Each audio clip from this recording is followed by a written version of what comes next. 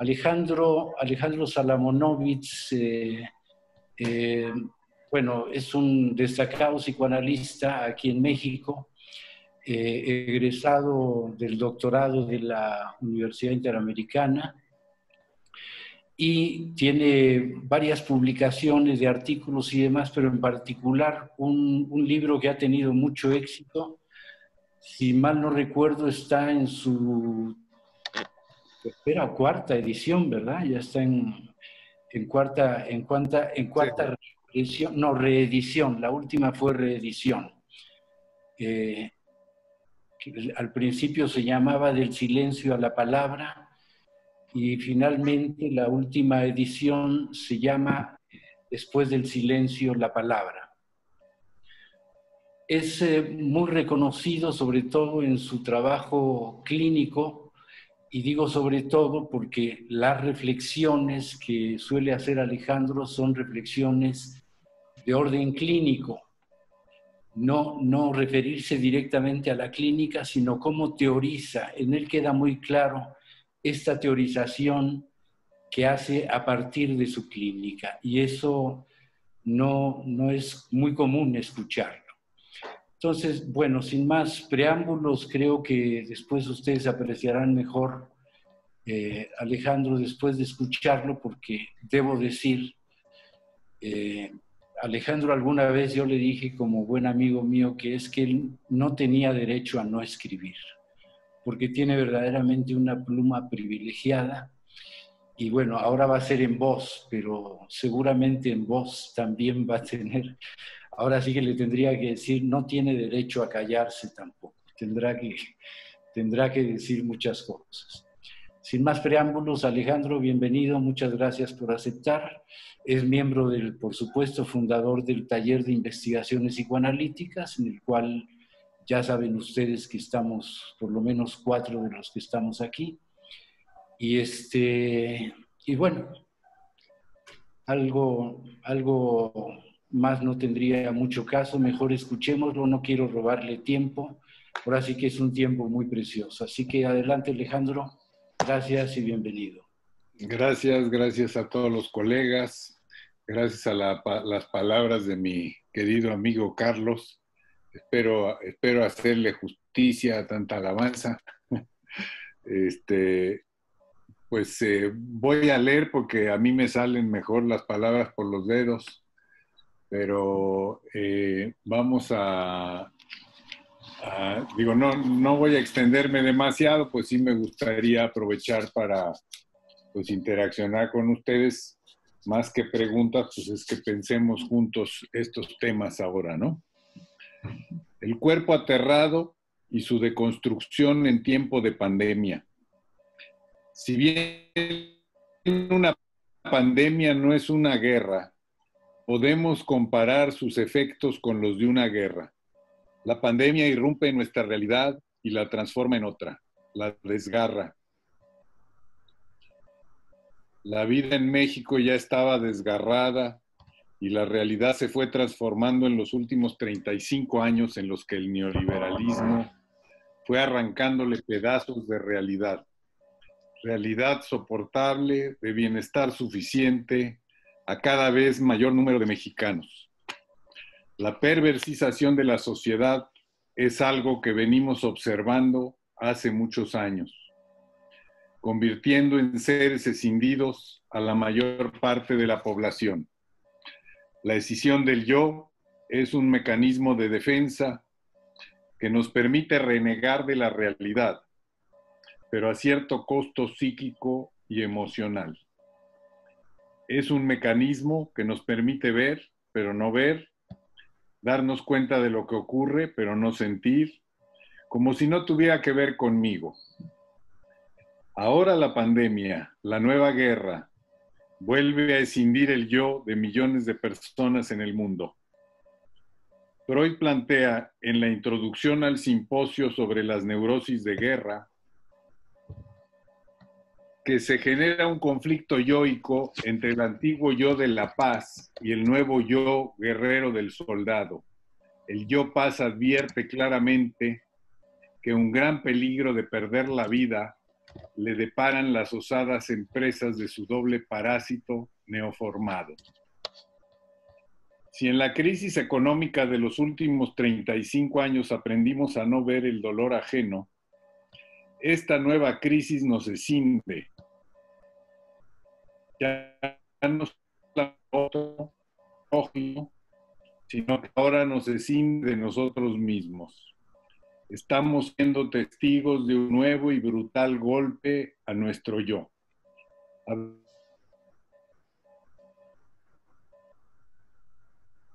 estructura narcisista del ser humano es el crisol en el que se forja y se templa cada sujeto que nuestra sociedad construye, da a luz, alumbra con la cultura.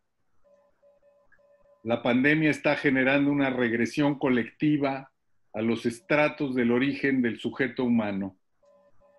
Todos, en mayor o menor medida, hemos retornado a algún lugar de ese tiempo remoto en el que éramos un ser pasivo, dependiente de un adulto para sobrevivir.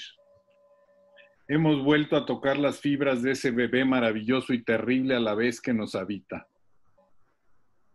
En Más allá del principio del placer, Freud ilustra esta época de nacimiento del sujeto y a la vez del lenguaje con el juego que descubrió en su nieto de 18 meses, el juego del carretel, que denominó Forda. Dice Freud, el niño tenía un carretel de madera atado con un piolín. No se le ocurrió, por ejemplo, arrastrarlo tras sí por el piso para jugar al carrito, sino que con gran destreza arrojaba el carretel al que sostenía por el piolín tras la baranda de su cunita con mosquitero. El carretel desaparecía ahí dentro. El niño pronunciaba su significativo "oh", que era el fort en alemán, que significa se fue. Y después, tirando del piolín, volvía a sacar el carretel de la cuna, saludando ahora su aparición con un amistoso "da, aquí está". Ese era pues el juego completo, el de desaparecer y volver. Las más de las veces solo se había podido ver el primer acto, el "oh", "for", se fue, repetido por sí solo, incansablemente en calidad de juego. Hay algo en este juego que contradice el principio del placer. Se repite incansablemente el "se fue", que representa la partida de la madre. El niño repite compulsivamente la escena del abandono materno, siendo representada la madre por el carretel. Hay un goce en la escena traumática en la que un bebé es dejado solo por su madre, inerte, incapaz de tener autonomía motriz. La imposibilidad de moverse del bebé resuena con el "quédate en casa, quédate en casa, quédate en casa". Hay algo en la pandemia que nos conecta con la inhibición motriz, la inmadurez motriz. Somos arrojados a la inmovilidad. Se nos dice, si quieres ayudar, quédate en casa. Si tu actividad no es esencial, quédate en casa.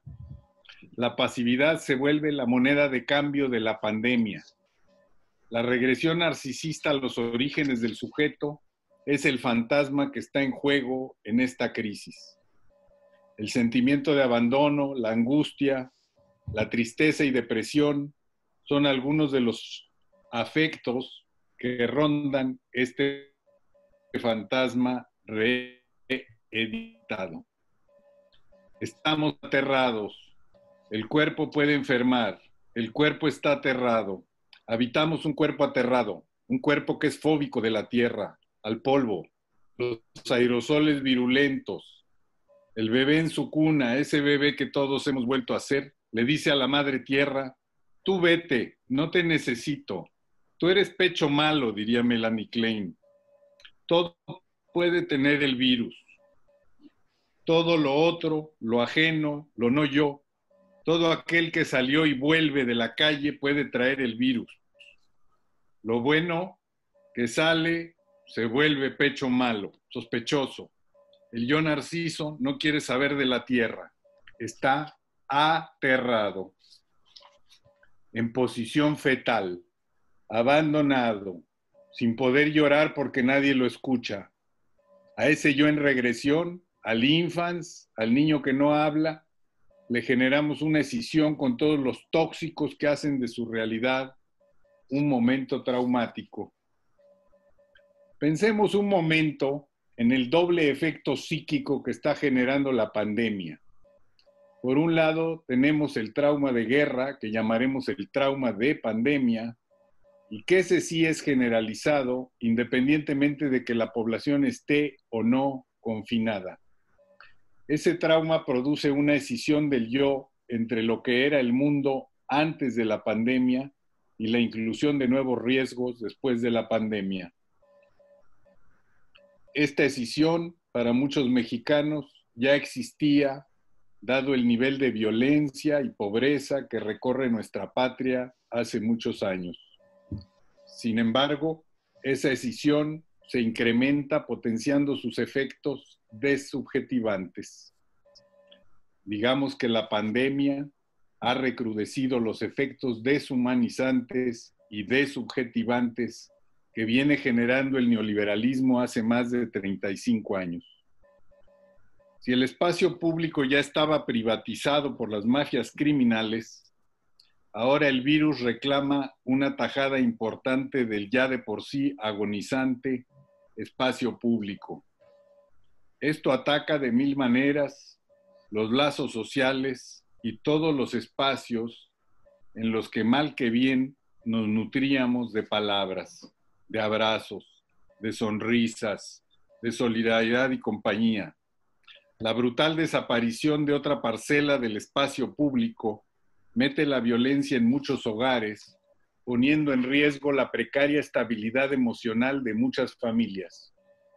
Bien sabemos que la precariedad en los servicios de salud, de educación y en general de todo lo que representa la calidad de vida, tanto urbana como rural, ha sido devastada en los últimos 35 años con la consecuencia de depositar el sostén económico y emocional sobre las estructuras familiares. Es la familia la que ha tenido que sostener el fracaso del Estado en su tarea de generar bienestar y seguridad social. Ahora la pandemia está golpeando este último bastión al aumentar la tensión psicológica, rebasando en muchos casos ciertos umbrales de violencia intrafamiliar que arrojan a las familias a puntos de no retorno. El desgarramiento del yo se está produciendo sobre un yo de por sí muy desgarrado por la historia del neoliberalismo en México, que de alguna forma ha representado la puesta en acto del modelo concentracionario desarrollado en la Segunda Guerra Mundial, al convertir la realidad urbana de muchos mexicanos en una situación de confinamiento a través de las rejas de la miseria y la pobreza. Por otra parte, y sumándose a esta escisión del yo pandemia, tenemos otro efecto psíquico producto del confinamiento. Casi toda la población, en mayor o menor medida o en mayor o menor tiempo, ha estado confinada con el quédate en casa. Un quédate en casa que protege la salud social comunitaria, pero que inevitablemente tiene un costo psicológico importante. La regresión al origen del yo narcisismo, al lugar del infans. El infans es el cachorro humano que aún no habla. Es ese lugar del cuerpo despedazado que solo logra acceder a un yo cuerpo unificado a través de un nuevo acto psíquico que proyecta al sujeto naciente al mundo del lenguaje. Echar reversa sobre este nuevo acto psíquico es un pasaje de la acción a la pasión, de la actividad a la pasividad. Ese lugar lo sostiene la mirada materna que nos invita a hablar. Pero el retorno a ese recinto nos confronta con una dolorosa orfandad al no encontrar una mirada amorosa. Nos confronta con la mirada persecutoria de una sociedad realmente paranoizada por el acecho del virus aterrador. Así pues, un yo-cuerpo se vive naciente y escindido. Es un panorama psíquico doblemente catastrófico. Hay una deconstrucción subjetiva por la regresión narcisista donde el lenguaje que nos habita agoniza, arrojando nuestra poética sobre un cuerpo que no tiene otro camino que hablar con la enfermedad, en su doble sentido. Hablamos con la enfermedad todo el día, el tema es el coronavirus, y hablamos enfermándonos en un deterioro progresivo de un cuerpo que se llena de angustias, dolores y tristezas frente a su inanición. Hemos sido arrojados a la pasividad del deseo. Todo queda pospuesto, como flotando ingrávido en un espacio sin tierra. Todos en espera del fin de la pesadilla, preguntándose cuándo el cuerpo máquina empezará a descomponerse.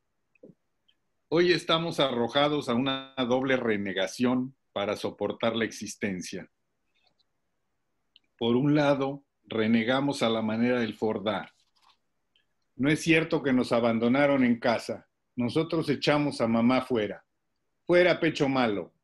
Tú que eras bueno, no me dejas. Yo te echo porque eres malo. Pero al mismo tiempo, es insoportable pensar al mundo como pecho malo, como infecto y peligroso.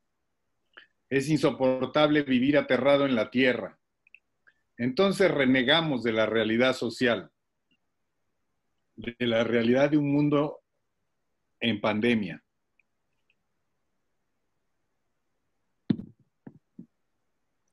Porque nuestro yo de paz no puede asumir un mundo tan distinto al mundo de antes.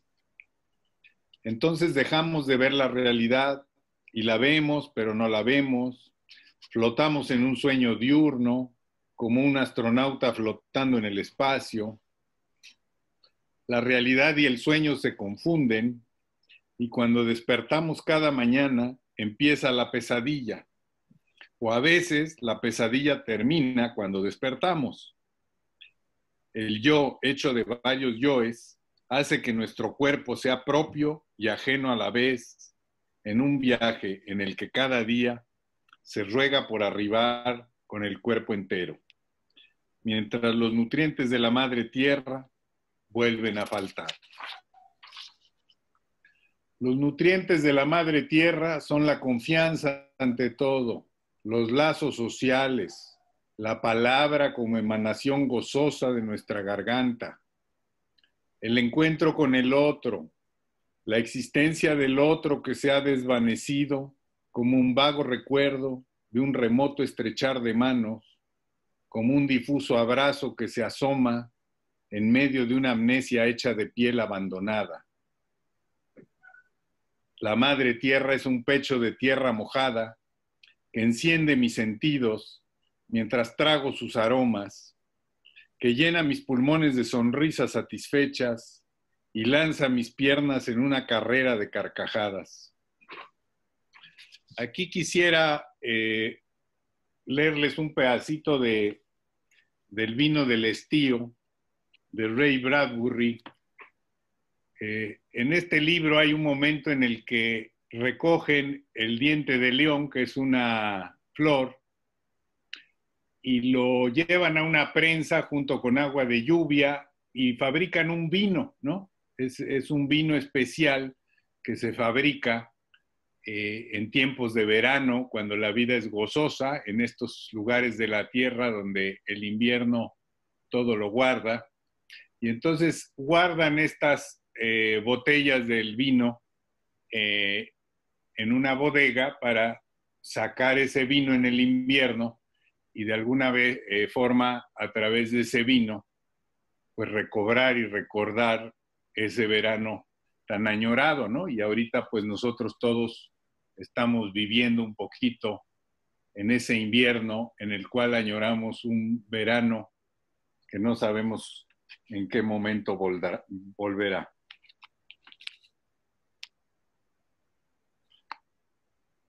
Y entonces aquí dice en una parte, en el libro, dice, ten el estío en la mano, ¿no? Se refiere al vino del estío. Sírvete un poco de estío, un vasito nada más, por supuesto, un sorbito para niños. Cambia la estación en tus venas, llevándote el vaso a los labios y empinando el estío.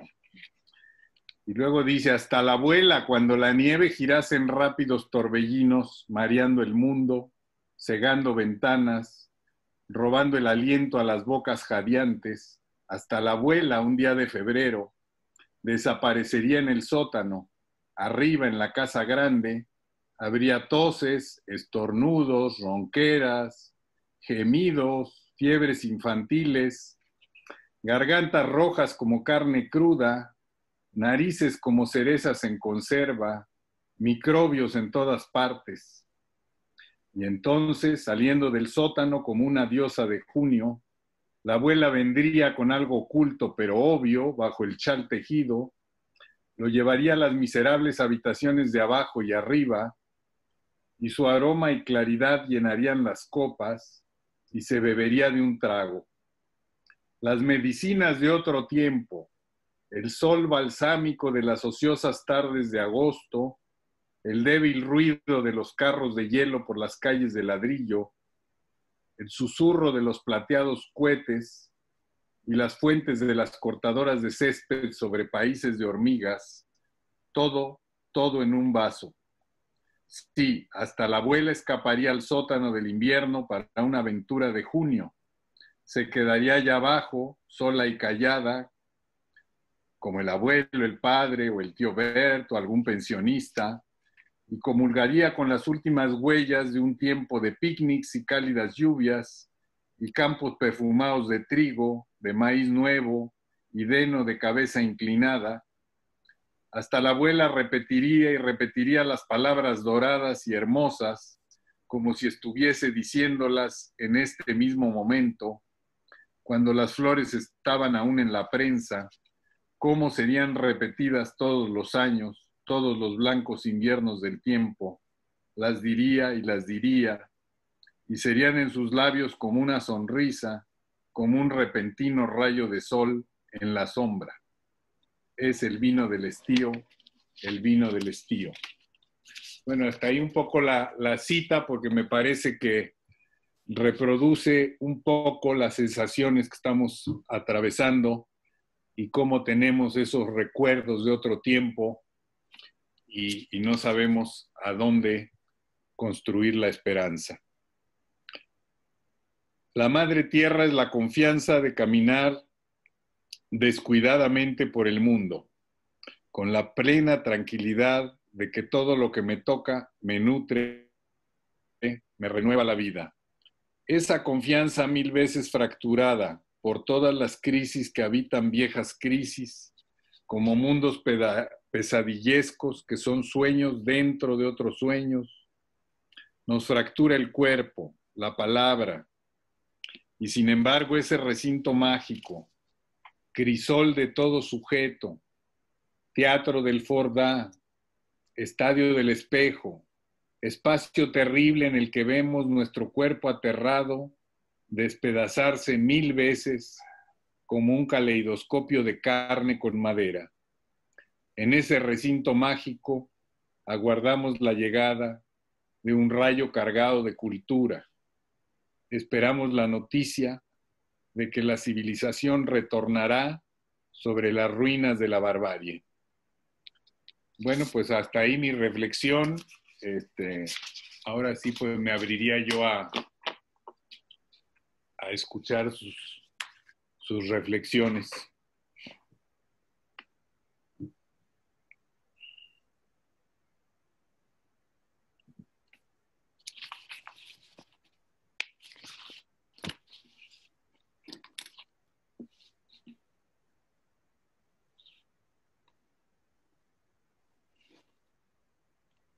¿No hay nadie que quiera participar?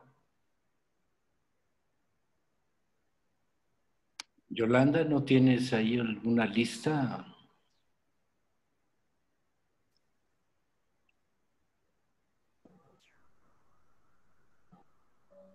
Hasta ahorita nadie ha escrito para hacer algún comentario. Lorena quiere participar. Yo quiero, muchas gracias por este espacio. Yo me dedico a las artes escénicas y estudio psicomotricidad. El asunto que a mí me toca con esto es que siento que cuando se refiere a que la realidad y el sueño se confunden, yo ahora lo que percibo es pura realidad. La pura realidad, pura, ahora sí que pura y dura, viendo las aristas por todos lados y donde yo creo que necesitamos velos, necesitamos un poco de fantasía, necesitamos algo con que simbolizar, imaginar, estar, porque no, y todos en este encierro, en este confinamiento donde percibo a la gente que me rodea, de lejos, claro, nada más en los cuadritos, porque nada más nos podemos ver en cuadritos, y en estos cuadritos, yo no sé, nos cuestionamos si nos podemos sentir algo. ¿Acaso puedo yo hacer que sientan lo que estoy sintiendo? O sea, como, y todo va al cuerpo, y digo, ¿cómo salir de esta burbuja? Por eso, más que nada, mi participación es agradecer una colectividad y una comunidad que se reúne, la reunión como algo absolutamente necesario, porque si no, el mundo que conocimos ya no existe. Tenemos que inventarnos otro. Ya no hay ese que conocimos, dejó de existir, y asumir la pérdida es realmente muy triste. Sí, es muy triste y también da mucho coraje. Entonces yo pienso de qué manera como resistir a este sitio donde nos tienen confinados. Yo me siento realmente como una criminal, con ganas de salir corriendo y decir, bueno, hagamos algo, Dios mío. Eso, muchas gracias, doctor. Gracias a todos. Gracias a ti por preguntar, Lorena. ¿Gustas decir algo, Alejandro, al respecto? Bueno, sí, esto de cómo imaginar, ¿no? Y cómo convertir los sueños en sueños bonitos, ¿no? En sueños de realización de deseo. Lo que pasa es que hay dos tipos de sueños. Hay los sueños que pasan a la deseo y hay una compulsión a la repetición, mortífero, donde siempre vuelve a fallar la posibilidad de realizar el deseo. Es un lugar de falla permanente y de esa forma la realidad también, ¿no? También nos ha confinado a este lugar traumático, donde es la eterna repetición del fracaso. Y eso pues nos tiene a todos en una situación donde ya no sabe uno para dónde. Entonces, el mecanismo fundamental del ser humano frente a una realidad insoportable pues es la renegación, o sea, ni la miro, ni la siento, ya sé qué está pasando, pero aún así no siento nada, ¿no? O me desconecto,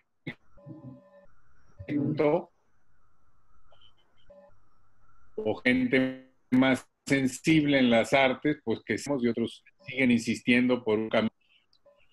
Y creo que la resistencia en este momento, donde la pandemia nos está arrojando a todos a este lugar de no palabra, o sea, nos quieren convertir en bebés, en infants sin lenguaje, ¿no? Ahora circulan los animales y platican por el mundo, mientras los humanos en jaulas no hablamos, no decimos, no sentimos. Entonces, ¿cómo recobrar la palabra, no? Yo creo que hoy en día, más que nunca, resistir es hablar a través del arte, hablar a través de los cuadritos, sacar todo lo que está en las tripas, toda esa locura que creemos que es nuestra, pero pues es de todos. ¿Cómo podemos poner esas palabras a circular de alguna forma? ¿Cómo podemos empezar a cuestionar la manera en que el mundo aprovechó esta pandemia para lograr lo que no había logrado ningún otro sistema de represión, que era aterrar a toda la población, tenerla guardadita, es decir, lo que no se logró con granaderos, no se logró con ejércitos, no se logró con un montón de cosas, se logró con un virus.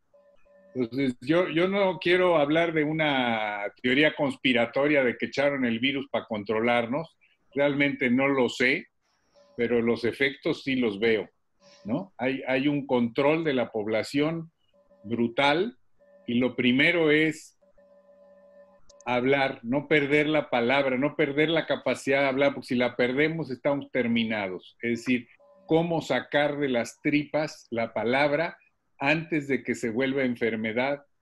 Ese es el reto de hoy, cómo sacar del vino la alegría de ayer para construir un mañana, ¿no? Del vino del estío, no ando haciendo propaganda al alcohol.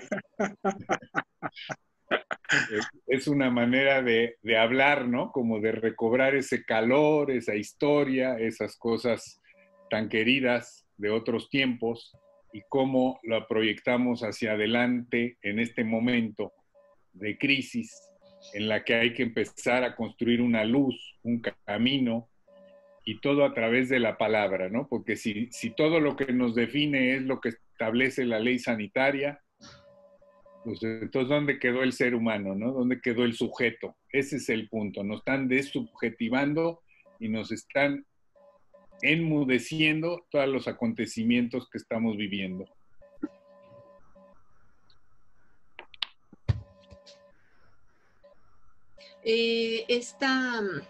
Alicia quiere hacer una pregunta. Por favor, Alicia. Gracias. Buenas tardes a todos. Felicidades, Alejandro. Como bien dijo Carlos, una pluma privilegiada.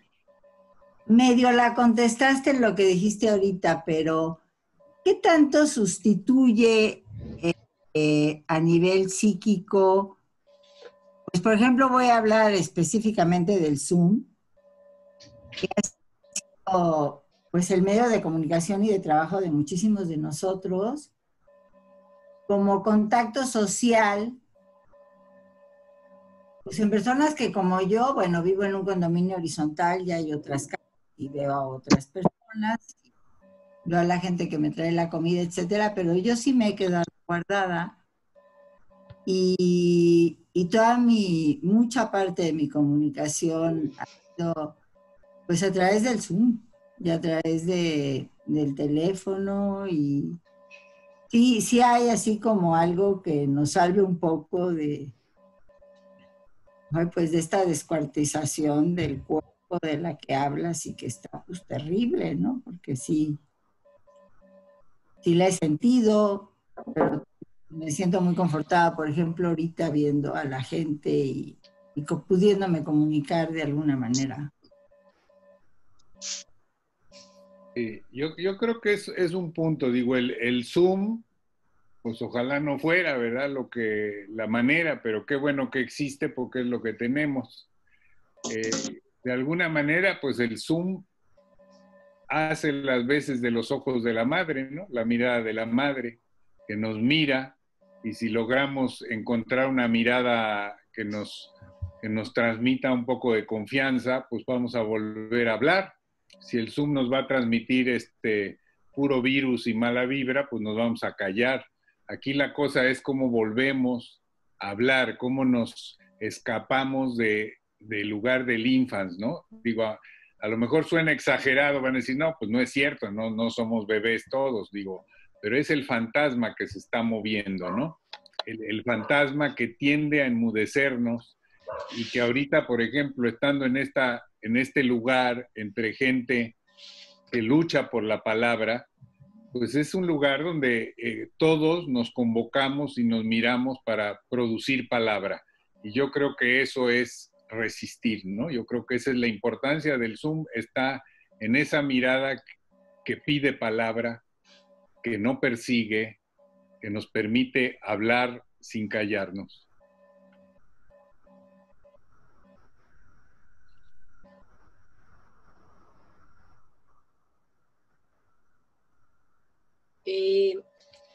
Betsabe también quiere hacer un comentario.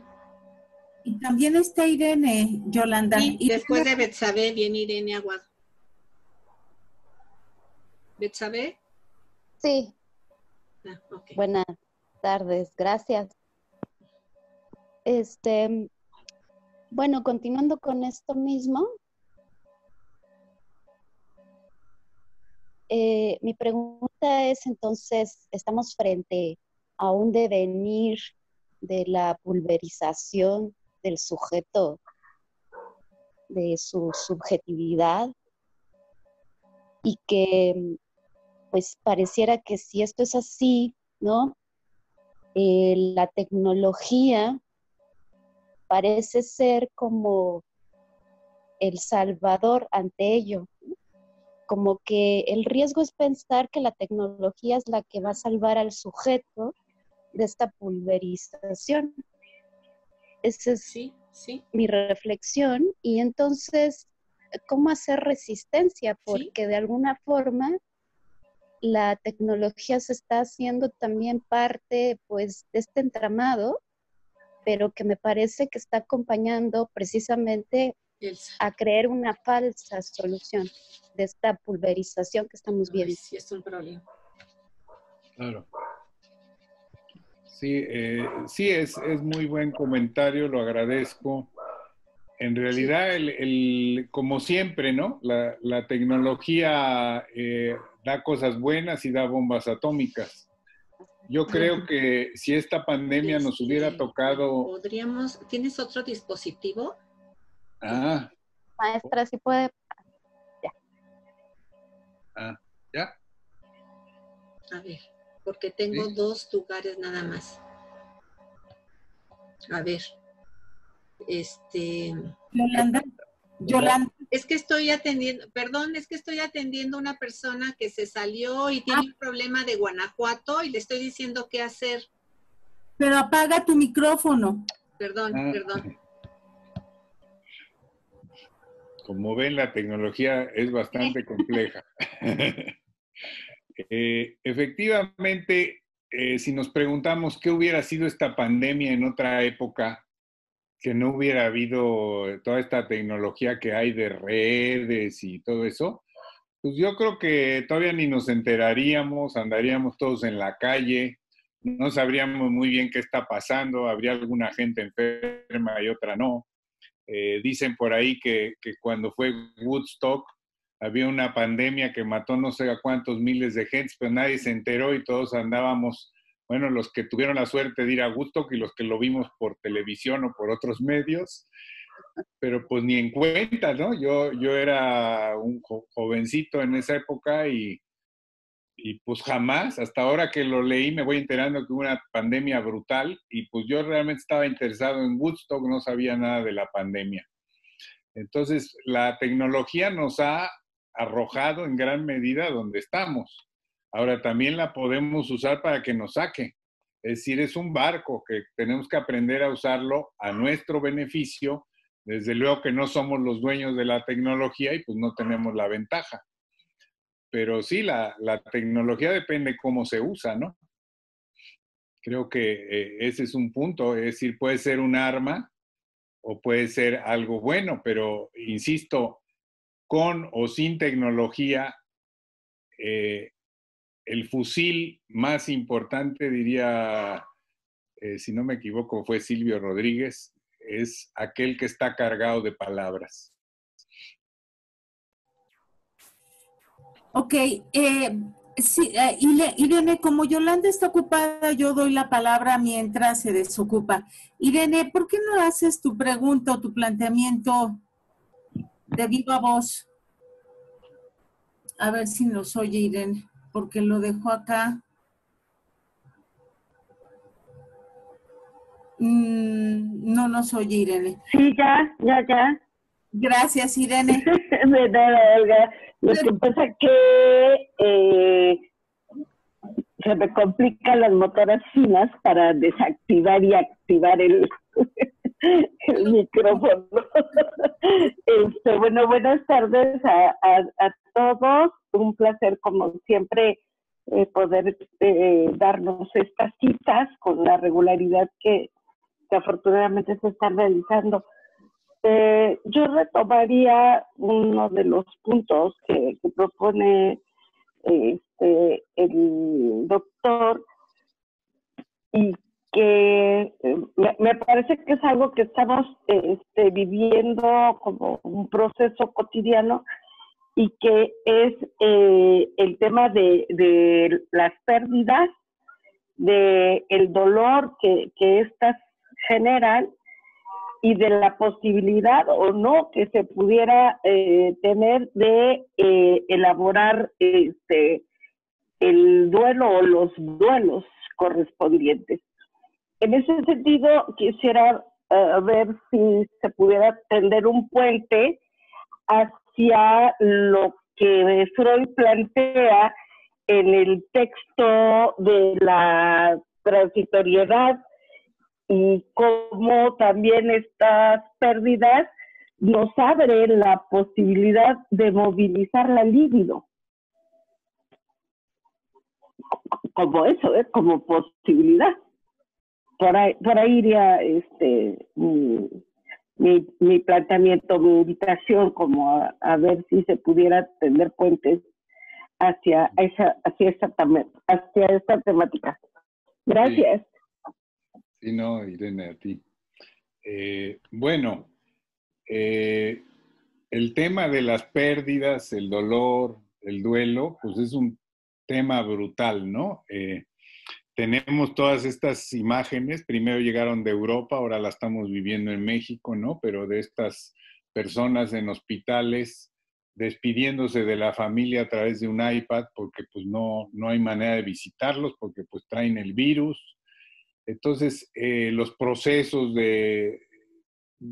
digamos, de entierro, ¿no? Lo que son los entierros, pues están perdiendo toda posibilidad ritual, ¿no? Es decir, la desaparición de toda práctica ritual en los procesos de pérdida y de duelo en el ser humano, pues son justamente la desaparición del lenguaje. A lo que estamos acudiendo es a la desaparición del lenguaje, al no poder elaborar y realizar los duelos correspondientes. En ese sentido, está resonando con todo lo que ya vive el país hace mucho, que son las desapariciones forzadas, lo que han vivido el continente a través de los desaparecidos en las dictaduras, lo que se vivió en la Segunda Guerra Mundial a través de la desaparición de millones de personas en los campos de concentración sin ningún proceso, digamos, toda esa historia nos habla de todos los muertos a los que les arrebataron la muerte. ¿Por qué? Porque no hubo posibilidad de realizar un duelo, no hubo posibilidad de elaborar colectivamente ese profundo dolor. ¿Qué es el duelo? El duelo no es más que la producción de un discurso nuevo en la sociedad, es la posibilidad de decir algo sobre esa pérdida tan dolorosa, es apalabrar el dolor. Entonces sí, desde luego que hay una posibilidad de movilizar la libido siempre y cuando luchemos contra este silenciamiento colectivo de todos los duelos, de todos los procesos rituales. ¿Cómo lograr eso? Pues diciendo, hablando, sacando. Es decir, yo creo que sí hay libido en toda poética, sin importar el dolor que esté debajo. Digo, tan es así que podríamos decir que el arte es la única manera de decir lo insoportable. Entonces, si estamos viviendo lo insoportable, pues necesitamos el arte. Necesitamos que el psicoanálisis se vuelva poética, ahora más que nunca, y necesitamos que toda la gente que está en arte haga arte de alguna forma, para que diga a través de su arte lo que los demás no podemos decir. En la medida en que podamos decir y sublimar, aunque sea el dolor, ese dolor sublimado es libido. Ese dolor sublimado nos va a llegar a un punto en el que el apalabramiento implica una realización del sujeto y un retorno con mayor fuerza de la subjetividad. Es decir, acuérdense que todo tiene un rebote. Ahí cuando nos están pisando y estamos hasta abajo y no podemos hablar, en el momento en que se recupere la palabra va a venir con mucho más fuerza, y eso es la maravilla del ser humano. Por eso cada niño que nace y aprende a hablar es mágico. O sea, si ustedes lo ven, dice uno, ¿cómo aprende a hablar un niño, no? Pues es realmente increíble el fenómeno de un niño que nace como cachorro humano y de pronto empieza a hablar porque lo miraron con amor, porque le hablaron en un idioma rarísimo y de pronto se incorpora. Pues eso es lo que hay que volver a producir a través del arte, a través de las vivencias poéticas que nos habitan a todos. Yo creo que esto es un llamado a la poética que nos habita a todos para sacarla y apalabrar lo insoportable de esta situación. Seguimos con Emanuel.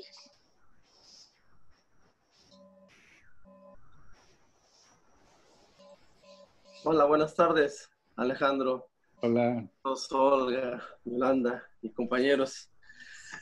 A mí me gusta mucho cómo escribes y ahora que te escucho, bueno, ya tenía mucho rato que no te escuchaba, excepto por ahí una conferencia que diste hace ya ratito. Y me quedaba pensando ahorita, la pandemia como un detonante de una huella anémica que no tiene palabras, pero que se hace presente en la vida del sujeto. La pandemia sin lenguaje enferma antes de darse cuenta que está enfermo en el cuerpo, que está enfermo. Pero eso me parece que es una propuesta que haces muy interesante, que no perder la palabra o no perder la palabra porque se enferma el sujeto, es perderse como sujeto. Sin embargo, lo que está inscribiéndose ahora en la pandemia se podrá manifestar o revelará posiblemente a posteriori. Es por eso que es importante hablar, decir, mencionar, y no solamente escuchar o leer los letreros y avasallantes de las noticias. Y entonces mi pregunta es, ¿cuál es el trabajo? ¿O cuál va a ser el trabajo del analista también? Si solamente escuchamos o solamente se va a escuchar, ¿cuál es el trabajo en una pandemia que virtualmente se está dando y a algunos se les da, a otros no se les da el acompañamiento? Por eso es importante, me parece muy importante todo lo propuesto que has dicho. Me parece que es fundamental darle un significado a eso que no lo tiene. Entonces yo solamente quería comentar eso porque es un gran reto y ciertamente hay que ser poetas para expresar lo que no tiene y no solamente repetir lo torturante de las noticias, ¿no? Y en los colores rojo, amarillo o naranja de los semáforos que estamos y nos regresan ciertamente. Y a veces hoy hice un comentario, yo dije por ahí en la calle con unos compañeros, parece que somos niños, me están castigando y me metieron a semáforo rojo otra vez en San Luis Potosí. Pucha, le dije, ¿qué tenemos que hacer? Hay que portarnos bien. Y entonces tenemos que seguir muchas reglas. Por eso es importante no quedarse callado y poder expresar. Y por eso hablo ahorita. Gracias. Muy, muy interesante, Manuel, el comentario. Creo que estás tocando un tema que hay que resaltarlo también, ¿no? Que es la realidad, y ya lo han tocado varios de ustedes. La realidad que estamos viviendo es otra. El mundo en el que estamos es otro. No solamente otro del que vivíamos, sino otro del que imaginamos. Realmente nunca nos lo imaginamos. O sea, andábamos en otro canal pensando en otros problemas y de pronto nos cambiaron el mundo. Entonces, estamos en esa situación donde, claro, las defensas inmediatas son pues escisión del yo, regresión al infans, Pero si pensamos también, por llamarlo así, como es el síntoma de la fiebre en medicina, pues no se trata de quitar la fiebre tiene su razón de ser. Entonces eso de volver al lugar del infans, de escindirse, son situaciones que nos orillan a volver a inventar un mundo, ¿no? Yo creo que es, vete al lugar donde tuviste que inventar un mundo para vivir, para poder inventar un nuevo mundo. Y creo que esto es lo genial de la situación, es decir, sí, las cosas están mal por muchos lados, pero por algo mi psique me está llevando ahí, y yo tengo que entender que toda crisis es oportunidad, toda crisis es producción, posibilidad de producir, de crear, de inventar algo. Tenemos que inventar una realidad nueva todos juntos, donde haya lugar para un sujeto, pero va a ser una realidad distinta, porque de esta no nos vamos a olvidar. No podemos hacernos güeyes, pues, ¿no? Tenemos que volver a ser sujetos.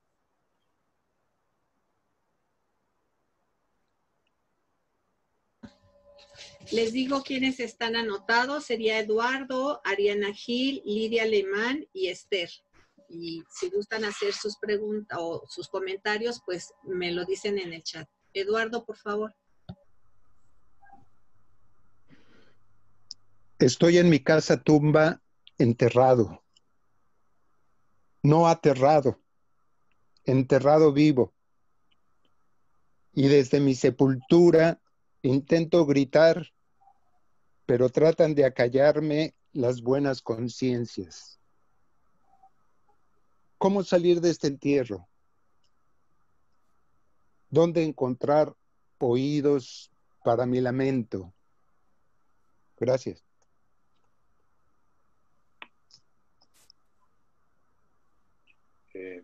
Muy interesante, ¿no? El jugar con la palabra tierra, que hablaba yo de aterrado, aquí es enterrado, ¿no? Estoy enterrado, ¿cómo salgo del entierro? Y más si la tierra está envenenada, pues ¿cómo me quito la tierra de encima? Yo creo que justamente es eso, ¿no? ¿Cómo hablar para hacer de esa tierra madre nutricia?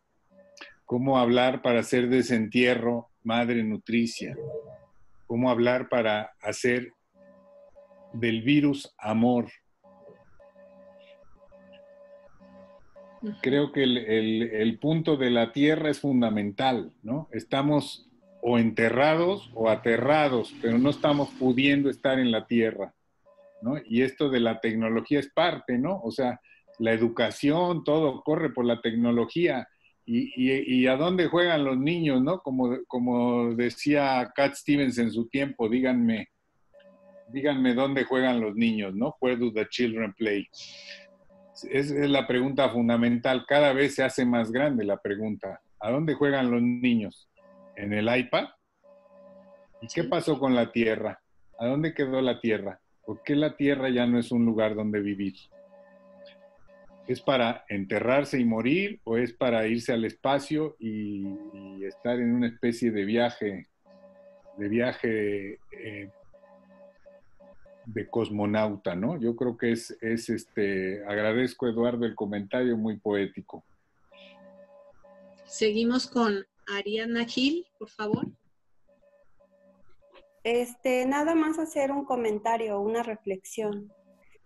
Yo pienso que para muchas personas estar confinados no es posible, ¿no? Entonces pienso como en las poblaciones en donde tienen que ir a trabajar y pues tienen que poner su cuerpo, ¿no? Y tienen que irse como en espacios más públicos donde hay más gente, con el imaginario de que teniendo un cubrebocas eso los va a salvar, ¿no? Pero creo que, o sea, pensar en eso, que ellos no tienen ninguna posibilidad, porque al menos algunas personas pudieran decir, pueden tener acceso al confinamiento porque sus trabajos se los permiten, pero hay muchas personas que yo pienso que son la mayoría, no. Y aparte ponen su cuerpo por costos como muy, o sea, les pagan demasiado poco, ¿no? Entonces, aparte se mueven en transportes públicos. Solo me quedó esa reflexión y bueno, preguntar también ¿cómo podría ser un menor impacto en los menores en la pandemia? O sea, si los adultos podemos hacer algo respecto a estos niños para que pasen mejor este tiempo. Gracias. Efectivamente, ¿no? La mayoría de la población no puede estar confinada, al menos no tanto tiempo. Yo creo que un buen porcentaje pues pudo estar algún pequeño tiempo, algunos nunca pudieron. Nuevamente nos enfrentamos al tema de las clases sociales y cómo las clases sociales más desprotegidas pues son las que más les golpea la pandemia, ¿no? Es decir, en realidad no pueden pensar si van a ser poética o no, porque tienen que ver qué comen cada día y andan en la calle con su yo escindido, ¿no? Pensando que a lo mejor que no les va a pasar nada, o que si les pasa, pues ahora sí que ya ni modo. No hay dinero que pague la vida, ¿no? Independientemente de lo mal pagado o bien pagado que pudiera haber alguno. Yo creo que el tema de la devastación subjetiva recorre a todas las clases sociales. Quizá en esta pandemia ha golpeado, pues quizá de alguna forma más a las clases más altas o las clases medias altas, más que otras crisis. Las clases bajas, pues yo creo que es una crisis más, ¿no? Es como la pandemia encima de todo lo demás que ya traían. Entonces sí, por donde le veamos, el golpe psicológico es brutal. En cuanto al impacto con los menores, es complicado, ¿no? Es decir, cómo lidiar con niños que han perdido sus espacios de juego o que nadie les hace caso. Lo único que se me ocurre en este momento, pues es en la medida en que los adultos puedan de alguna forma hacer algo con su angustia que no sea depositársela a los menores, pues eso le va a ayudar a los menores, ¿no? O sea, ¿cómo evitamos poner la angustia sobre los menores? Eso es complicado porque siempre que hay angustias económicas, angustias de salud, pues siempre el adulto se angustia y el menor se pone mal, ¿no? Empieza a hacer síntoma. Entonces, el menor impacto en los menores siempre depende de que los adultos encontremos la palabra para nosotros mismos capaz de transformar la angustia en otra cosa. Si logramos transformar la angustia en otra cosa, en algo que hable, pues creo que los menores van a estar mejor. O sea, si los adultos están bien, pues los menores van a encontrar la manera de acomodarse, porque pues el niño juega, ahora sí que el niño siempre juega, ¿no? Los niños siempre juegan si les permitimos vivir con menos angustia. Así es. Bueno, está Lidia Alemán. Lidia había puesto por acá una reflexión. Nos había dicho que actualmente la palabra quedó corta y la madre tierra se expresa en forma distinta a través de un medio frío que es la tecnología. Si hay un vino que puede que nos acerque a un yo en desconcierto.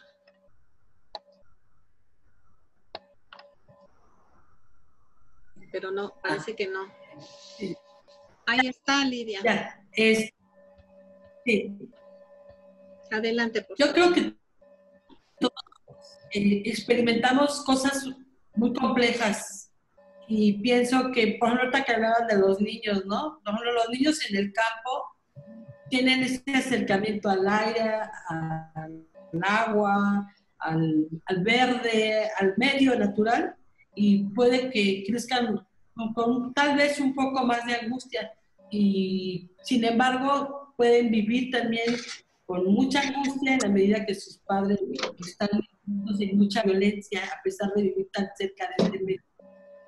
Y yo pienso que la tecnología ya nos venía creciendo y en estos momentos pues está siendo más fuerte, ¿no? Esta expresión, yo digo fría, porque muchas veces podemos pasar horas enteras a través comunicándonos de lo que es el WhatsApp, lo que es ahora el Zoom, y entonces aquello que pudiera enriquecernos, sensibilizarnos, se ha vuelto difícil. Y vivimos todos en un desconcierto porque va pasando el tiempo y no entendemos a veces ni lo que está pasando. Es como muy complejo este experimentar de no puedo salir a la calle, no te puedo abrazar, no te puedo besar. Yo pensaba, ¿no? Los mexicanos somos querendones.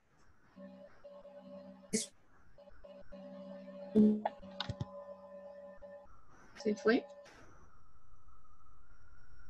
Este deseo de estar cerca del otro se vuelve traumático, desconcertante, y creo que es un proceso que tal vez más adelante se tenga que vivir, o sea, se tenga que ir sanando. Y pensaba en estas cuestiones de... mucha gente se acerca a través de compartir una copa de vino y puede brincarse hasta muchos límites, ¿no? Y les puede no interesar lo que está sucediendo a su alrededor, se mantienen lejanos, de todos modos desconcertados, enojados. Y habrá quien a través de esta forma, en este momento, se está acercando al otro de una manera más inhibida. Ese sería mi comentario.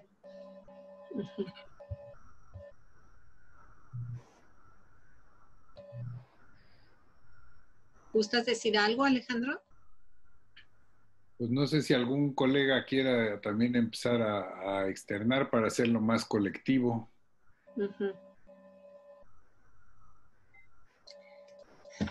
Si no, le damos la palabra a Elsa Luna para ver si podemos ir juntando las participaciones y hacer un diálogo más extenso.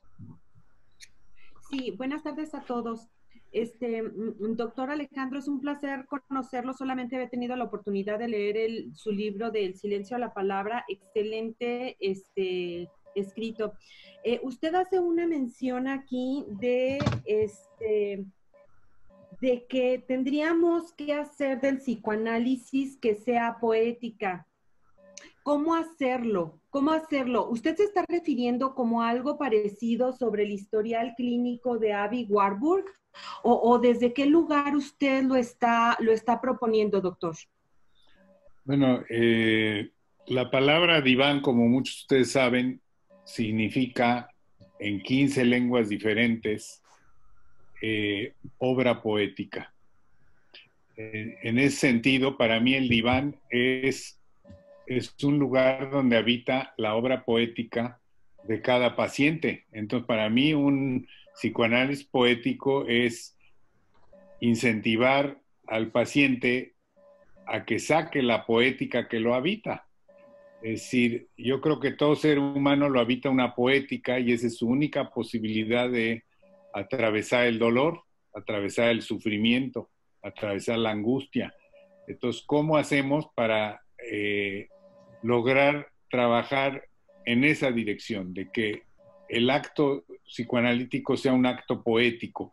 No se trata que el analista lea una poesía, ¿no? Se trata de que cada persona que se sube a ese barco, a ese diván, y hace un viaje interno, logre decir algo del orden de la poética que lo habita. Porque no se trata de saber qué problemas tengo y cómo me fue de chiquito, y entonces lo que pasa es que mi mamá y mi papá, sino cómo finalmente logro yo decir las cosas de otra manera, porque decir las cosas que son, pues digo, algunos las saben y otros no, pero el tema no es lo que es, sino cómo se dice. Ese es el acto analítico. Cómo se dice aquello que me duele y no nada más decir que me duele. Porque de cómo yo lo diga es como voy a poder producir algo distinto. Disculpe, Sí. doctor, pero entonces, perdón, Disculpe, doctor, pero entonces, ¿cómo se diferencia esta parte poética del discurso del paciente? ¿Cómo poder invitar al paciente a que en ese acto analítico él saque esta parte poética? Eso es lo que no me queda claro, porque al final de cuentas tendría que ser discurso, ¿no? Sí, bueno, no me refiero a poética publicable, ni me refiero a una poética con una cierta medida poética. Más que nada, este es un llamado a los colegas, ¿no? Más que a los pacientes. Yo creo que es el llamado a los colegas a que privilegien, hoy más que nunca, que hay tantos duelos, tantos dolores, la poética como aquel acto que permite soportar la realidad. Es decir, es un llamado a privilegiar la poética. Yo creo que todo analista que ha atravesado un análisis ha tocado cierta poética. Entonces, es como un llamado que siempre hemos hecho, por ejemplo, todos los que trabajamos en el taller de investigación psicoanalíticas, siempre hemos llamado a una clínica alejada de la academia, del saber, ¿no? Y en ese sentido es una invitación a no olvidar lo importante que es no saber y escuchar para poder producir una poética. Es decir, hay algo en la escucha que produce una poética. Yo tengo que poder escuchar esa poética. Esa poética está en todos, en cada uno de ustedes. Lo que falta es alguien que los escuche. Ok. Sigue okay, Esther, muchas gracias. Con su participación. Esther. Esther había pedido la palabra. Sí. ¿Ya? Gracias. Buenas. ¿Sí me escuchan? Sí, sí, perfecto. Sí, me escuchan. Gracias, buenas tardes. Bueno, mi sesgo es en Ciencias de la Comunicación y les quiero compartir que ya tengo pues más de 10 años de jubilada, de tal suerte que mi experiencia no es ahorita laboral. Sin embargo, el papel que juega la comunicación, hace rato hacían hincapié en qué tanto sustituye el Zoom, el contacto social. Déjenme decirles que en mi caso ha sido fantástico. ¿Por qué? Porque tuve oportunidad de participar ahorita con mi nieto que ha estado en el colegio, en el cole por el Zoom. Entonces ahí me da la importancia de la comunicación visual, gestual, corporal, escrita, de ese estrés que se genera porque, caray, no sé usar el Zoom y de pronto se me va. En la casa de muchas familias se escuchaba, se observaba toda esta trabajo que se tuvo que realizar y se lograba. Entonces yo creo que el uso de la tecnología desde ese ángulo es muy valioso porque me permitió al menos a mí observar que hay profesores que no se atrevían a hablar y sin embargo aprendieron a hablar, incluso aprendieron a estructurar sus discursos. Los niños, también lo fantástico de ver a los niños, pues cómo mandaban los mensajes, ¿verdad? Niños cansados, niños que no eran alimentados, niños lastimados, niños contentos. O sea, ¿qué tanto te permite interactuar esta tecnología?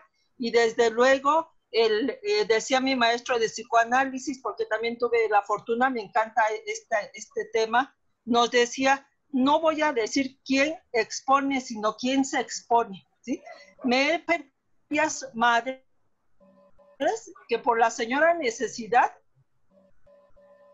ellas participan. Y profesora, ¿por qué esto? Y los niños han seguido ya, de verdad que la palabra convence, pero el ejemplo arrastra. Los niños han sido fantásticos. El Zoom también nos ha permitido a nosotros, en mi caso a nivel familiar, convencer a mis hermanas, y también nos vemos y es una delicia el tema que ustedes quieran, ¿sí? Desde una receta, desde que sí cómo utilizamos el cubrebocas.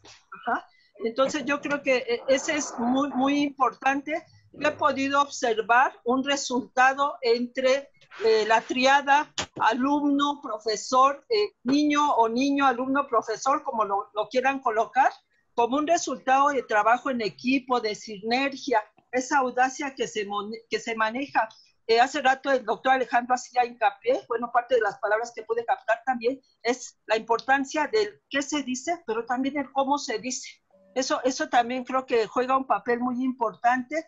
Ahora respecto a qué hacemos los adultos con los niños. Como abuela, les puedo decir que me ha funcionado mucho, solo tengo un nieto, pero me ha funcionado mucho el hecho de negociar, ¿sí? El niño estructuró que si su club de lectura, a veces él es el director, a veces el abuelo, a veces soy yo.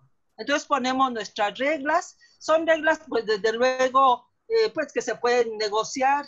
Sin embargo ha sido bellísimo el que cada uno leemos 2 hojas, nada más es 1 hora, y 2 hojas de diferentes libros, y de verdad, miren qué bonitas charlas. Mi nieto tiene 8 años apenas, el abuelo es médico, también muy preparado, y de verdad que ha sido una delicia el poder participar y el resultado que se genera, ¿sí? Entonces yo creo que es una puerta que se abre. Definitivamente me quedé impactada, doctor Alejandro, cuando usted preguntó después de sus palabras algún comentario o algo así. Yo estaba anonadada de esto que nos hace usted ver, pero creo que podemos salir adelante. Yo a veces siento y escucho muchas palabras de tristeza, de dolor, pero también hay palabras muy hermosas. Y bueno, respecto a la negociación, no es únicamente el club de lectura, desde la mañana es también mediante Zoom. Si nosotros buscamos, esto lo aprendí con profesoras, porque las profesoras mandan audios también muy valiosos. Las profesoras también de la SEP, he metido a la UNAM, bueno, a mí me gusta mucho investigar, y he encontrado mucha información de tal suerte que, por ejemplo, en la mañana, su rutina de ejercicios. Ay, abuela, no, los ejercicios, porque el ejercicio te hace bien a tu cuerpo. Ajá. Después, ¿cuál es la rutina? Las tablas, porque las tablas, caray, estoy leyendo a Luz María Ibarra nuevamente, que nos va guiando hacia la importancia de aprender mediante el movimiento, que si bailamos, que si cerramos el ojo, que si lo abrimos, que si hacemos ejercicio, que si con olores, que si mediante alimentos, pero es fantástico si te das a la tarea de buscar. ¿Para qué? Para proporcionarle a los niños. Aquí la pregunta, creo, es el autoconocimiento. ¿Cómo le estoy haciendo yo? Si ya soy una fanática del celular, porque también déjenme decirles que muchas mamás o papás que están con el celular todo el día, ¿a qué hora le van a hacer caso a los niños? Aquí se tiene que negociar nuevamente. ¿Qué tengo que hacer? ¿Qué puedo hacer? Y bueno, entonces vamos estructurando, vamos negociando actividades. Yo le digo a mi nieto primero los deberes y luego los placeres. Ah, está bien, ya sabe, ejercicios, y se va a ver un rato que la televisión, un rato que la tablet, un rato que es un videojuego, y muy atentos porque los videojuegos empiezan también con cada cosa que no es muy conveniente. Muchas gracias a todos. Gracias. Perdón, Esther, es que queríamos que pasara otras preguntas, si no, no nos va a alcanzar el tiempo. Vas, Yolanda. Gabriela me pide que yo te haga las preguntas. Tiene 2 preguntas. ¿Por qué hablar del yo si es lo más engañoso? La primera.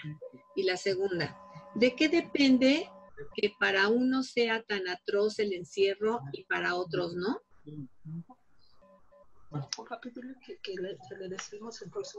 Bueno, el yo es lo más engañoso, pero pues es en donde vivimos, ¿no? Es donde estamos.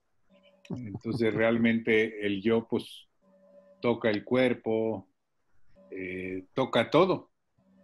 Aunque sea un lugar de 1000 máscaras, pues eso somos, un lugar de 1000 máscaras, ¿no? Entonces, creo que hay que tocar el yo porque justamente a lo que nos está llevando la pandemia es al lugar donde nace el yo, el momento del yo narcisismo y qué es lo que estructura el sujeto. Entonces, el que sea engañoso no quiere decir que sea fundamental para existir. Y la otra pregunta tenía que ver, a ver, repítemela porque se me fue con mi yo disperso.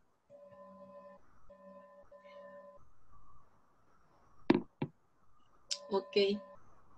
Alexander Castillo quiere hacer una pregunta. Alexander. Muy buenas tardes. Buenas tardes. Quería primero que todo agradecerles por permitirme participar en esta actividad tan importante. Estoy conectado desde Costa Rica y para mí escuchar las experiencias de ustedes, pues obviamente me enriquecen mucho y me hacen reflexionar todavía más. Era nada más un breve comentario acerca de todo lo que esta pandemia nos ha mostrado acerca de la subjetividad, ¿verdad?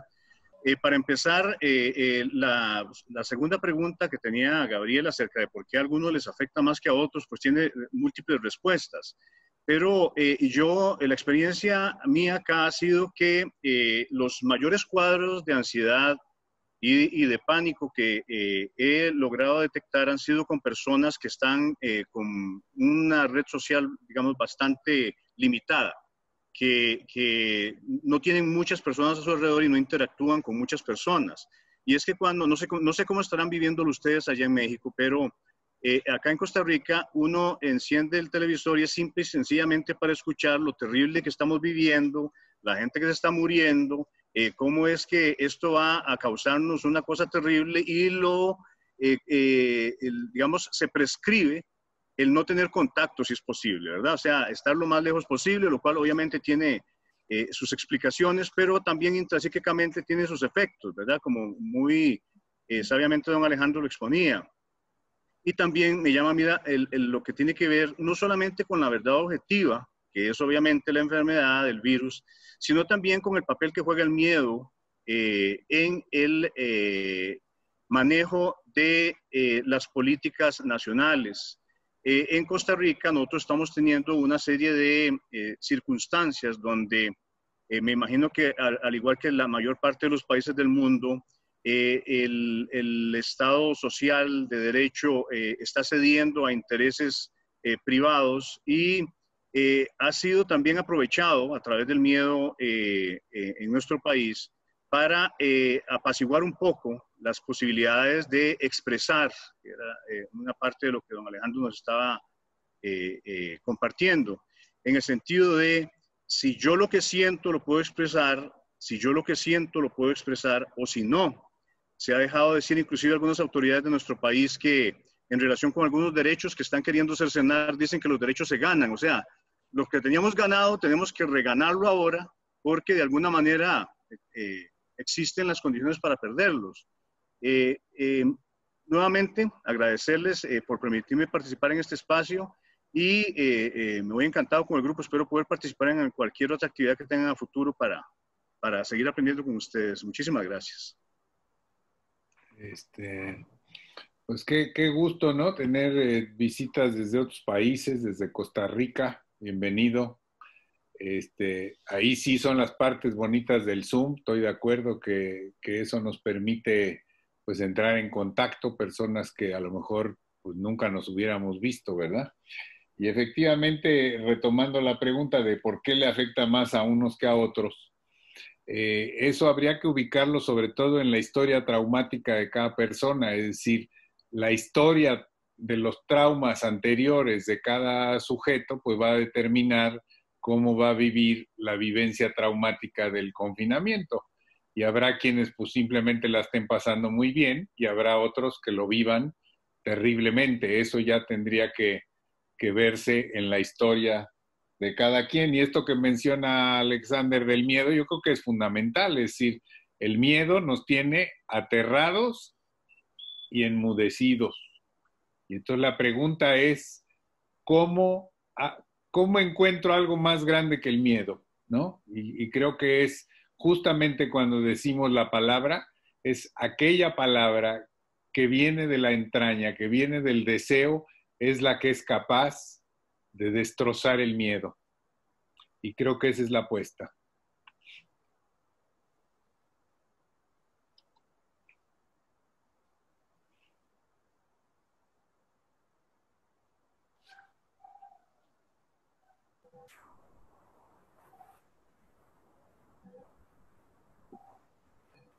Yolanda, no, tienes tu micrófono apagado, Yolanda.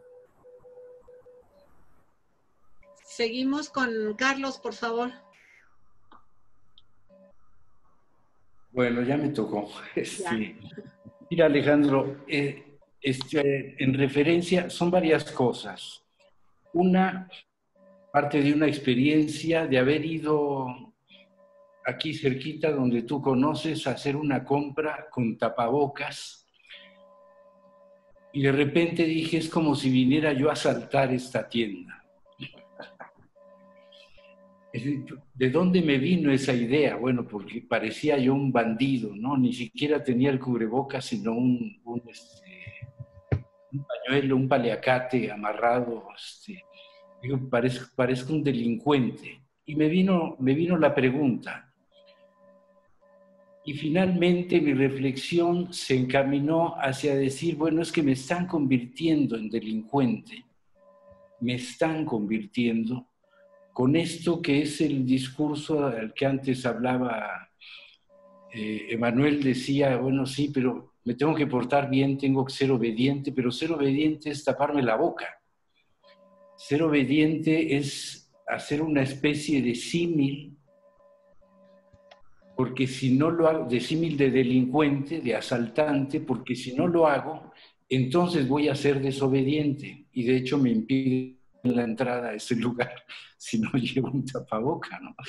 Es decir, soy delincuente irremediablemente, o porque voy a usar el tapabocas, o porque no lo voy a usar. Y esto lo digo porque si bien es cierto que hay lo que tú dices, esta decisión del yo y este reenvío hacia el narcisismo, ese originario, ¿no?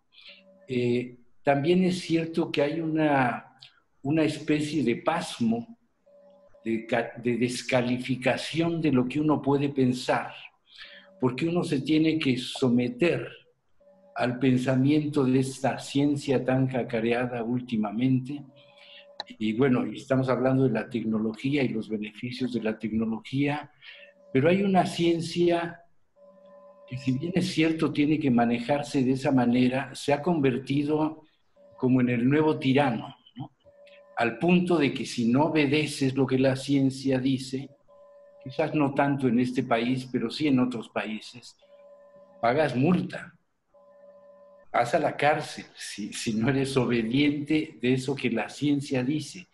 Y la verdad es que por otro lado tenemos un discurso de una ciencia que no sabe un carambas de este coronavirus, que sí se ha empeñado en dilucidar a ver cómo se puede parar esto. Y hoy veía justamente en redes sociales un meme donde salía un niño que le preguntaba a su papá, a ver, ¿cómo que no podemos ganarle una guerra al coronavirus si lo podemos destruir con jabón?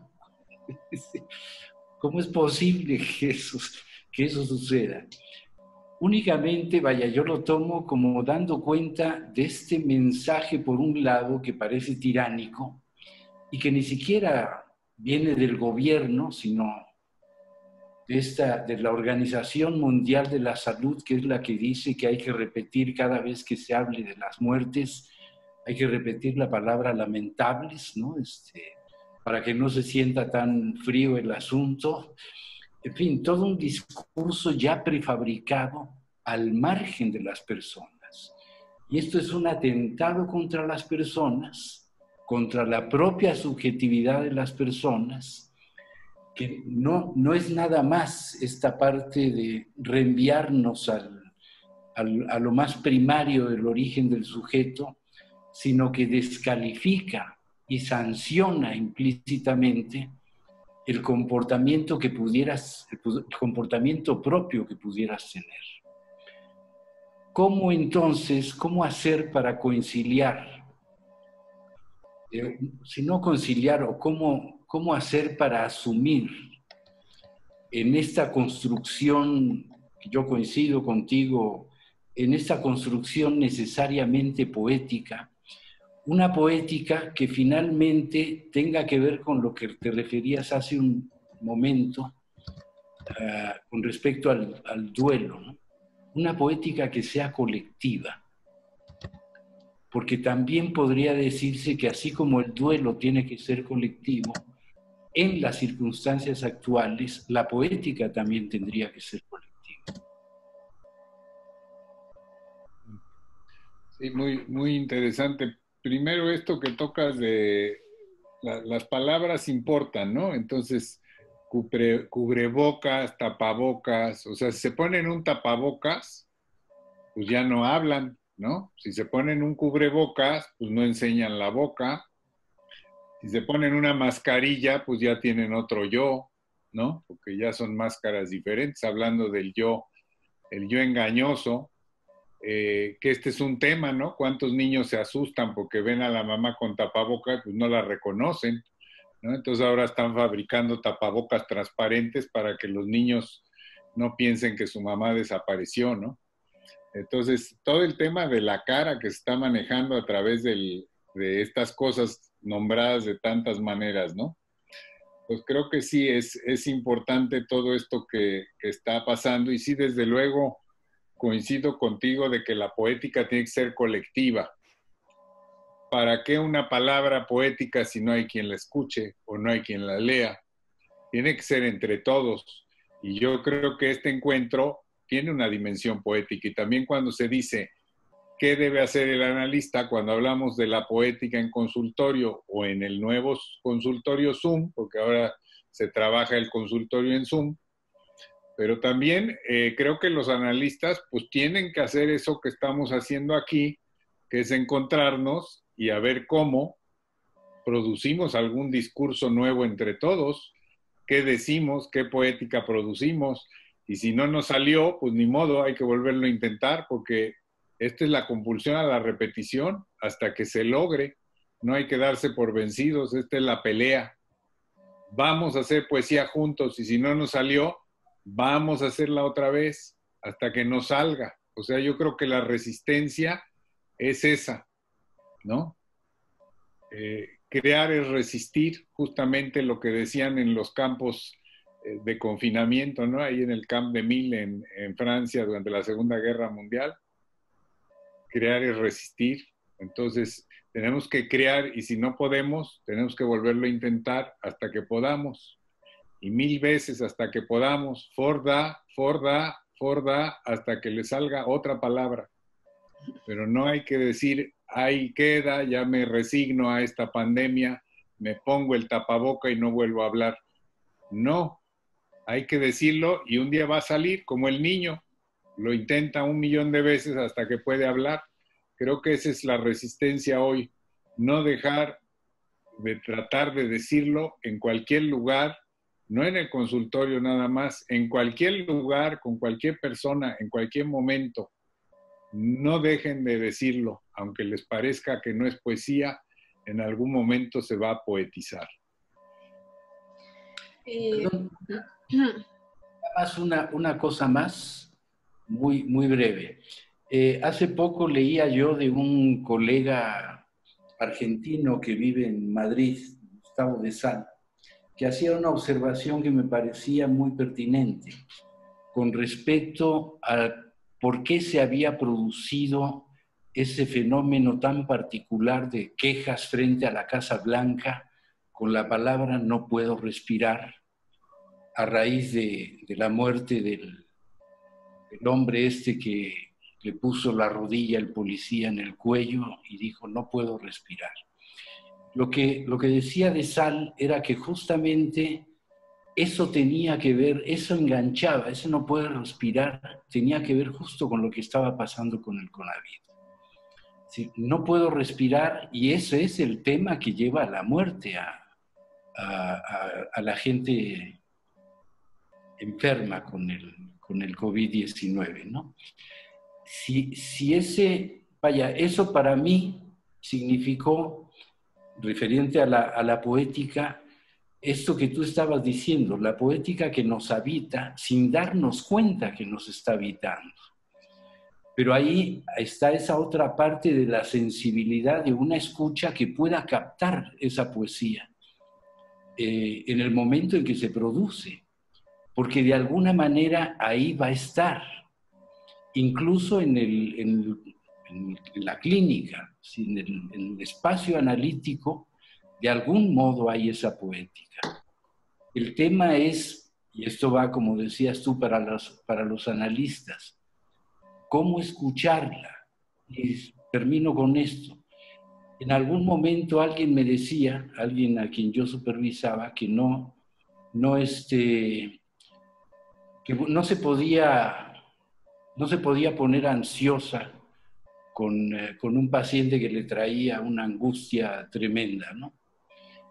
Mi indicación al principio fue decirle, pero al contrario, ¿sí? ¿Por qué esa idea de asepsia emocional, ¿no? Que tiene que guardar el psicoanalista? Una cosa es, ¿qué vas a hacer tú con eso? Y si le vas a regresar la angustia, pues sí, no, le vas a tener que pagar a él, no vas a poder cobrar tú. Ese dejarse sentir, y lo hago, dejarse sentir en lo que está diciendo el paciente, porque ahí está ahí diría yo está la poética, porque ahí se produce algo, se escucha algo y se produce algo. Y en la medida que se escucha, se produce, y en la medida que se produce, se escucha. El tema de ahora, en este mensaje para los psicoanalistas, es que no escuchan desde las tripas, escuchan desde el texto, escuchan desde el manual, escuchan desde lo que ya está predicho. Y eso tiene mucho que ver con la clínica en la medida en que si yo ya tengo palabras para todo, si yo ya tengo una manera de conceptuar absolutamente de todo lo que pueda pasar y decir, claro, sí, es que yo soy semblante del objeto A y entonces el otro y bla, bla, bla, bla, bla, bla, ¿sí? No hay lugar para crear poesía, y esa es una realidad con la que estamos enfrentándonos. Cuando dices reunámonos los psicoanalistas, yo estaría totalmente de acuerdo. Sin embargo, lo digo muy personalmente, reunámonos los psicoanalistas para ver dónde está el objeto A. Yo diría, no. Me parece que hay una especie de coloniaje intelectual del psicoanálisis europeo aquí a Latinoamérica en general, ¿no? Y al mundo. Ahora Lacan es la última palabra. Perdón si ofendo a alguien, pero por supuesto que estoy dispuesto a discutirlo y aclararlo. Y esto significa que se está perdiendo justamente, porque además a esto hay que sumarle la preparación de muchos que se dicen psicoanalistas por el solo hecho de que tienen una maestría o llevaron un diplomado o alguna cosa así, y les falta justamente el pasaje por el diván propio, en el sentido en que tú lo mencionas, el diván de la poesía, como colección de poesías, para poder hacer esto. Y ahí lo que está en riesgo también es una pregunta que no me acuerdo quién hacía antes, ¿y qué vamos a hacer los psicoanalistas? Con esa realidad yo entiendo que hay que vivir, por supuesto, pero justo la creación de poesía se topa con una poesía ya escrita, y entonces lo que tenemos es una colección de pericos que repiten la poesía que ya está escrita, ¿no? Perdón, hasta ahí dejo el comentario. Ok. Hay una Andrea Galván, quiere que yo lea sus preguntas y te pregunta, Alejandro, durante esta pandemia, ¿cómo piensa que las parejas viven el deseo y la sexualidad en medio del confinamiento? Ya que hay parejas que están conviviendo todo el tiempo y pienso que eso no permite extrañar al otro y no permite que se le desee debido a la perpetua convivencia. Buena la pregunta. Desde luego que estar viviendo todo el tiempo en la misma casa sin salir ni...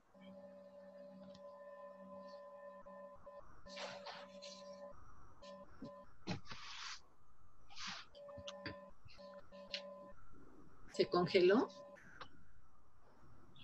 Se nos fue la luz por acá.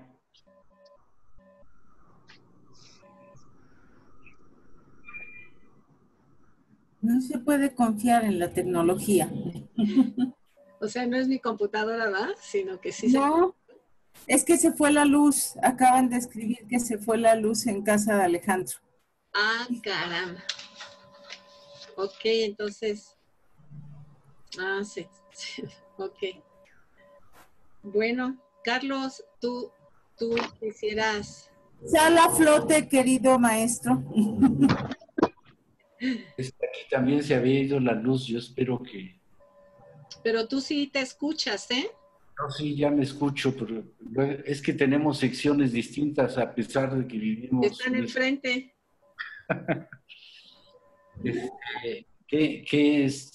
¿Cuál es la invitación a que...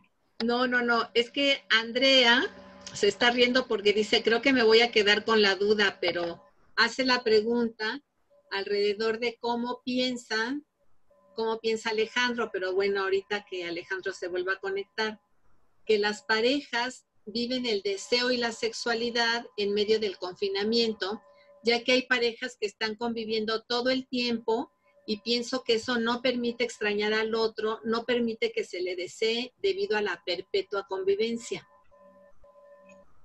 Esa es su pregunta. Mira, yo creo que eso entra dentro de las complejidades justamente, no digo que todo, de lo que hace un momento estaba diciendo yo respecto a que si ya tenemos lugar para todo. ¿Sí? Para que algo se desee, es una propuesta lógica, tiene que hacer falta. Pero para que algo haga falta, también tiene que haber una falta en mí. Si yo no la reconozco en mí, no voy a poder reconocer que el otro en algo, y esa es la demanda, de una demanda de yo deseo porque algo me falta, no se resuelve con la distancia o que se vaya un rato al otro cuarto y se encierre para que yo no lo vea y entonces lo extrañe. No, me parece que no pasa por ahí. Me parece que pasa justamente por cuál es la relación que yo guardo con el otro, como para, de alguna manera, saber que eso que siempre me falta y que siempre me va a faltar, va a tener una manera, no de ser llenada esa falta nunca se va a llenar, pero sí va a tener una respuesta. Pero eso es más una posición subjetiva que un hecho concreto de si conviven o no conviven todo el día. Sí. Es cuál es el lugar que tiene el otro en mí como para saber si es en términos del deseo como para que yo lo desee. No hace falta que se retire, se encierre en el... Lo veas, ¿no? Oye, ¿ya llegó? Ah. Les iba a decir que ya se estaba conectando. ¿Por dónde está Leolín, que también, Alejandro? Sí, ya, perdón, pero pues aquí la luz se fue y ya vino.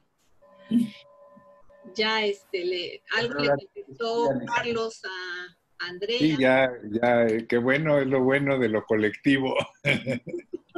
Si gustas tú abundar un poco sobre eso y tenemos, después de que abundes un poco sobre ello para que conozca tu respuesta, tenemos a Silvia León que también quiere hacer una pregunta. Sí, el tema digo, no pude oír a Carlos, así que pues no sé por dónde estuvo, pero el tema del deseo y sexualidad sí tiene que ver con extrañarse, pero eso no necesariamente requiere que uno físicamente se aleje. Es decir, cómo sostener el deseo y la sexualidad, pues depende, ¿no? A veces vivimos juntos y ni nos vemos, ¿no? Estamos meses y de pronto uno dice, ¿quién es ese extraño que está en mi baño, ¿no? ¿De dónde salió?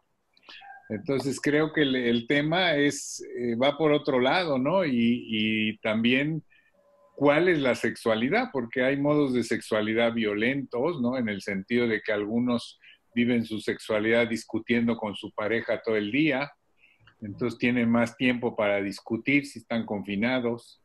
En fin, hay muchas maneras de gozar la sexualidad en formas que a veces hasta parece que sufren, ¿no? Uh-huh. Hay una una pregunta que hace Adriana, si me permite Silvia León, porque va muy relacionada, y después ella, que haga la suya. Dice, en Colombia, nos dice Adriana, en Colombia se han disparado los casos de violencia intrafamiliar, aquí también en México mucho, gracias al confinamiento. Y pregunta, ¿cómo ayudar específicamente a las mujeres violentadas a sobrellevar esta situación cuando ni afuera ni adentro de tu casa puedes estar a salvo? Sí, está tocando un tema muy doloroso y muy complejo.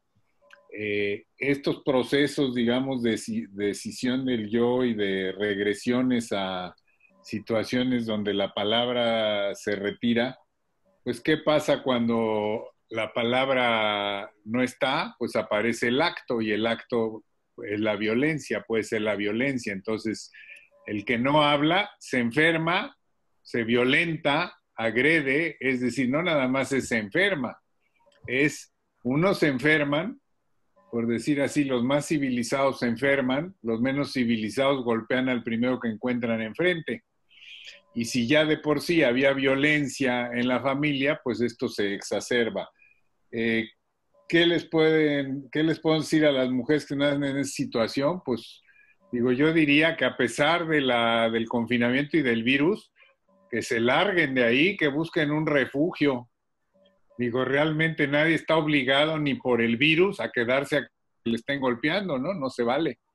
Entonces yo creo que el apoyo a mujeres y los refugios y todo eso sigue funcionando con virus o sin virus. La verdad, si tengo a alguien que me está partiendo el cuerpo a golpes, pues con tapaboca o sin tapaboca yo me largo, ¿no? Ok. Ahora sí, Silvia, por favor. Hola, hola, ahí voy. Sí. Hola, buenas tardes a todos. Pues compartirles algunas líneas respecto a esto que hablaban de la poesía, cómo Carlos expresa la sesión psicoanalítica como una forma de poesía. Me gusta mucho porque está justamente más allá de una teoría o de una directriz o de una técnica, ¿no? Y les comparto estas pequeñas líneas. Dice, el poeta presta sus palabras, más que palabras, sus símbolos, sus imágenes. El poema es un sueño lleno de imágenes transformadas, empeñadas que serán pagadas con la moneda de la conciencia o devueltas a su acreedor en la represión. Dice Bolás, eso es algo que ha sido experimentado, pero aún no ha sido simbolizado. La poesía pitoniza recelosa, que predice pero no alerta al poeta de su propia advertencia. A diferencia del psicoanálisis, no hay un otro con su atención flotante que remita las palabras al hablante, escribano. El yo del poeta está hipnotizado, tomado, ¿no? Como esta misma vivencia como de una poesía, pero en el set psicoanalista, el psicoanalista. No, otra que se le fue la luz.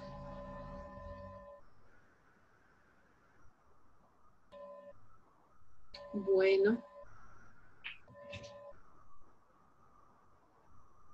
Hola, hola. Hola, hola. ¿Se escucha?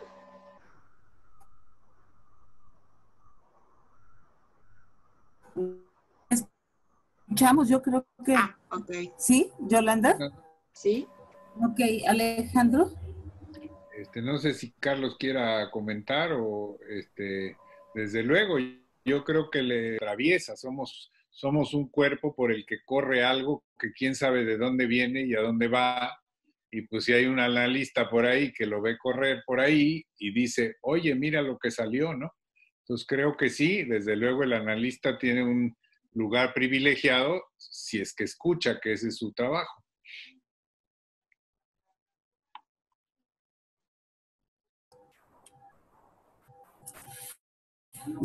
Alejandro, me voy a tomar la libertad de intervenir porque estoy acá con Yolanda en el chat. Ya casi vamos a acabar. Yo quiero irme al inicio de tu escrito, donde hablabas del cuerpo aterrado que puede enfermar. Y te quiero pedir si puedes abundar un poquitín en eso, como cierre, como mollo de esta sesión. Sí.